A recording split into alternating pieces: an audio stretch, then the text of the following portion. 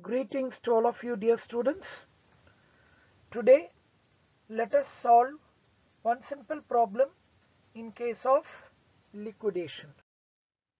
Meena Limited went into voluntary liquidation with the following liabilities.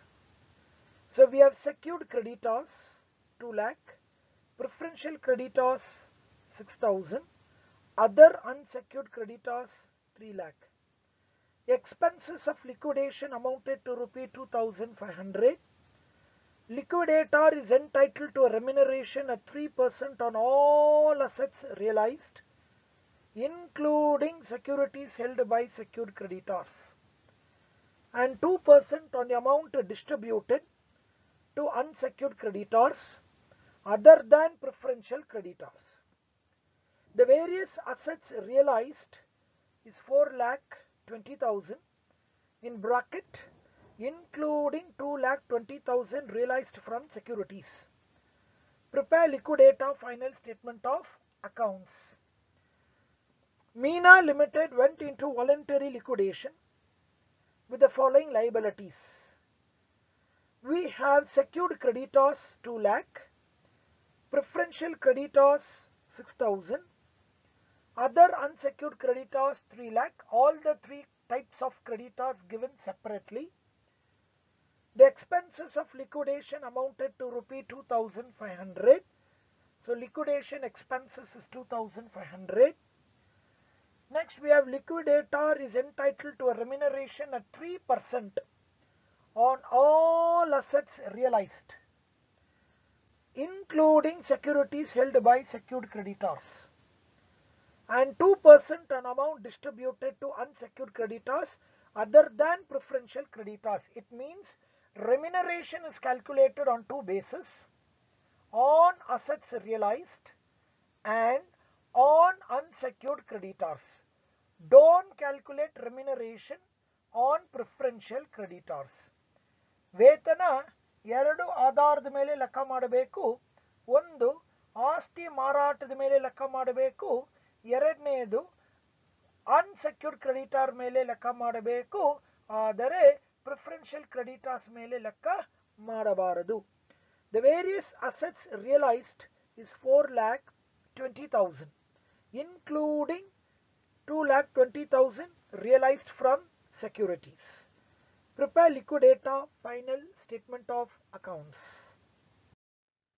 So receipt side we have assets realized 4,20,000. Payment side, first payment secured creditors 2 lakh, liquidation expenses 2,500, liquidator remuneration on assets 4,20,000 into 3%, you get 12,600, and on unsecured creditors keep it pending. If sufficient full amount is available to pay unsecured creditors, formula to calculate remuneration will be into rate divided by 100. If full amount is not available to pay unsecured creditors, remuneration will be calculated into rate divided by 100 plus rate. So therefore remuneration on unsecured creditor for the time being keep it pending. Then you need to make a debenture payment, but we don't have any debenture in our question. Then preferential creditor 6,000. Let us check how much amount is available to pay unsecured creditors. Receipt side 4,20,000 minus secured creditors 2 lakh minus expenses 2,500 minus remuneration on assets 12,600 minus preferential creditors 6,000. So amount available is 198,900. ನಮ್ಮಲ್ಲಿ ಇರುವಂತ ಹಣ 1,98,600 ರೂಪಾಯಿ. Sufficient amount ಇಲ್ಲ. Unsecured creditors ಇರೋದೇ 3 ಲಕ್ಷ. ಆದರೆ ನಮ್ಮ ಕೈಯಲ್ಲಿ ಇರುವಂತ ಹಣ 1,98,900. So we don't have sufficient amount, full amount to pay unsecured creditors. So how to calculate remuneration? Into rate divided by 100 plus rate.